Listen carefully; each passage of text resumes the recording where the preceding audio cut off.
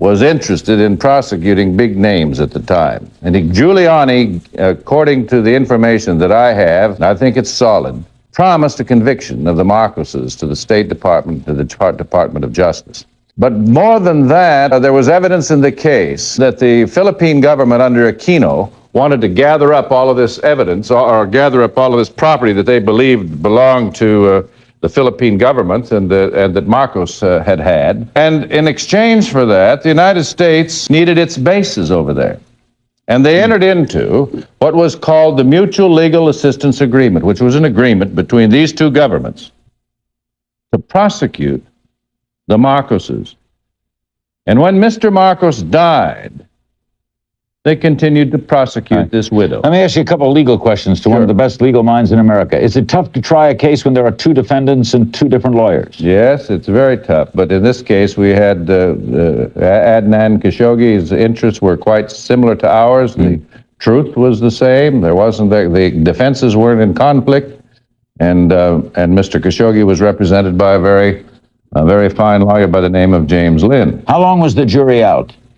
4 days. Did that get you a little worried after a time? What pain lawyers go through. You know, every time I wait for a jury, I say to myself, you know, Lord, just let me get through this one and I'll never take another case. Okay, the longer they stayed, the more worried you get. Oh, you know, and you can't sleep. It's like waiting for a baby that's never born. Was she a good client? She was, you know, this is a beautiful woman, and she was the best client I ever had. Why did she need so many shoes? That was obviously a point. The thought about Imelda was greed. Well, you know, that the thing that they never really understood about Imelda was that she really wasn't a greedy woman. She was very loved, and she is loved, and she's loved by the masses of people in the Philippines. And the people here, everybody that touched her, saw her, fell in love with her. She is an absolutely marvelous, wonderful human being. She was gifted. You know, she didn't go out and buy this stuff.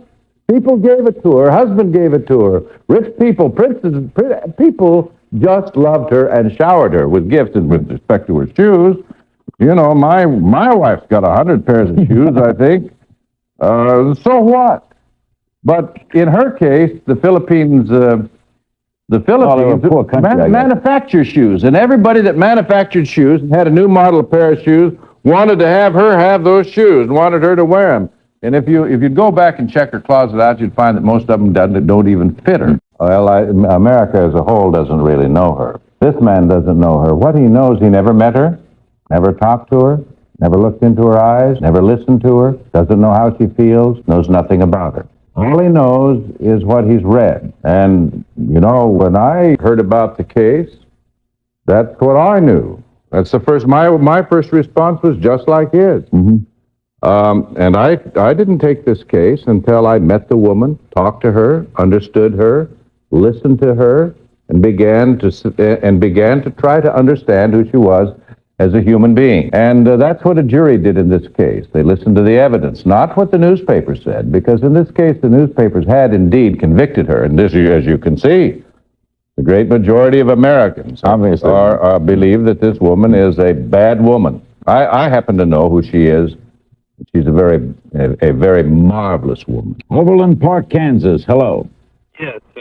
Hi, Mr. Spence. How do you do? Congratulations on a great defense. And as far as the other caller, you know, if you have to break that out and enforce it,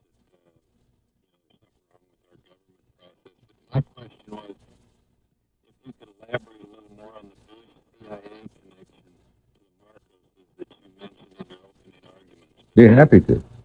Can you do that quickly? I got to get a break, but it is important. There isn't any question but what Vice President Bush at the time, the Reagan administration knew exactly what was going on, and he was the head of the CIA. You'll recall. Knew what was going on. Knew what was going on in the Marcos administration and regime.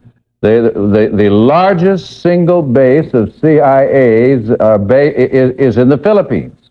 There wasn't anything that the Marcoses did that the CIA didn't know about. And, you know, I found out as I went into this case and listened to the evidence that there wasn't really any evidence that Mr. Marcos was a crook. There wasn't any evidence that he violated any of the laws. The government brought over here witness after witness, 95 witnesses, and showered this court with 300,000 documents.